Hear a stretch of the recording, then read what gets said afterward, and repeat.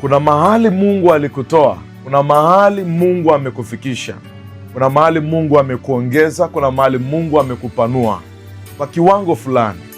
Isikufanye ukafika mahali ukaacha kuweka bidii yako katika kumwomba Mungu yule yule aliyekutoa. Nataka nizungumze na wewe nikwambia kwamba moja ya kitu ambacho ninajifunza kwenye kisa cha Biblia ni wakati mfalme wa Moabu anaitwa Balaki alipowaona wana wa Israeli ni wengi na wameongezeka, ilikuwa kwake ni tishio, na jambo hilo lilimfanya aweze kutengeneza njama za kiuganga ili awateketeze wana wa Israeli. Na jambo hili linifundisha kuelewa jambo hili moja, ya kwamba katika kipindi ambacho unatakiwa uombe zaidi ya namna ulivyokuwa unamwomba Mungu akupe, ni kipindi ambacho umeongezeka. Kile kilichokupa sasa hivi kuongezeka ni lazima ukiheshimu. Nguvu iliyokupa kuongezeka ni lazima uitafute mara mbili ili ulinde kile ambacho kilichoongezeka kwenye maisha yako. Kwa maana hiyo, usije ukawa bize kiasi ambacho umefika mahali ukapoteza muda wako na Mungu aliyekupa kuongezeka. Isivyokuwa hivyo, yuko mtu anaitwa Balaki unaoishi nao kwenye jamii ya kila siku, watakuteketeza. Watafika mahali na hautaona kuendelea. Nimesimama hapa kwa ajili ya kukwambia kwamba roho ya kina Balaki inafanya kazi kwenye maisha ya watu ya kila siku. Kuna watu wengine ni mtoto wako ameongezeka, mlinde kwa maombi.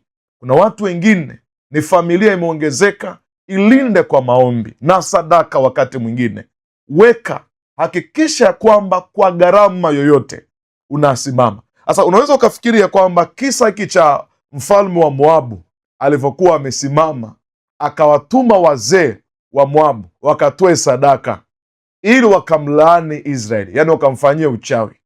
Kwa nini wewe wakati mwingine isifike mahali ukatengeneza madhabahu yako, ukawa na sadaka, ukawa na maombi ya kwenda mbele za Mungu, kumwambia Mungu ailinde kile ambacho Mungu amekiongeza kwenye maisha yako? Kwa maana yangu, nachojaribu kuzungumza hapa nini? Lazima ujifunze kuwa na nidhamu siku zote, kuwa na nidhamu ya kulinda kile ambacho kimeongezeka kwenye maisha ya kwako, kwa nguvu ile ile iliyokupa kuongezeka, izidishe mara mbili. Zidisha kuomba zaidi ya namna ulivyowahi kuomba ukiwa unatafuta kile unachokiombea. Maana yangu hii inachoweza kuambia ni kwamba ukiwa kwenye eneo la namna hii, kuna kitu ambacho kitakacho kusaidia kuendelea kuwa na hatua kila siku. Unaendelea kupiga hatua, unaendelea kuongezeka, unaendelea kushinda na unaendelea kumiliki kila wakati. Inawezekana kuna mahali umepigwa, kuna mahali umekwama, ni kwa sababu nidhamu yako ya kiroho ni mbaya na lazima ubadilike. Usipotaka kubadilika, watakubadilisha wao. Usipotaka kuweka bidii, watakubidisha wao kwenye mambo mabaya. Na mimi nimekuombea ule upako na neema ya Kristo Yesu ya kukusaidia kuwa na nidhamu ya kiroho wakati unapokuwa umeongezeka, iwe pamoja na wewe kila mahali, popote pale ambapo ulipo. Nataka nikuombee. Weka mkono wako kifuani, sema: Bwana Yesu, ninakuomba unisaidie.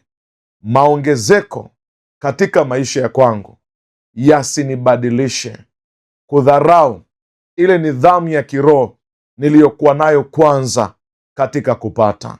Nisaidie katika siku ya leo, nisaidie sana na uniongeze sana katika nidhamu ya kiroho ya kutunza na kulinda kile ambacho umekiweka kwenye maisha ya kwangu, ili roho ile ya Balaki isije ikapiga, isije ikanirudisha nyuma.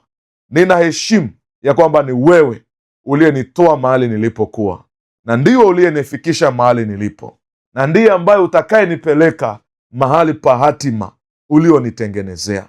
Ninakuamini.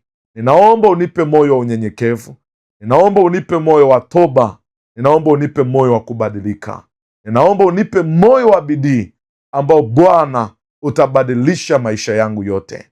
Baba Mtakatifu, nimekuomba, nimekusihi, ninaomba Bwana unisaidie, unisaidie kila nyakati niwe na wewe na nikutafute sana kwa bidii.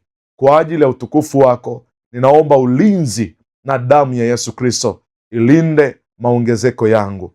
Linda ndoa, linda mwenzi wangu, linda watoto, linda kazi yangu, linda vyote nilivyo navyo kwa ajili ya utukufu wako. Ni mali, ni vyote ambavyo Bwana umeviweka na viweka damuni mwako.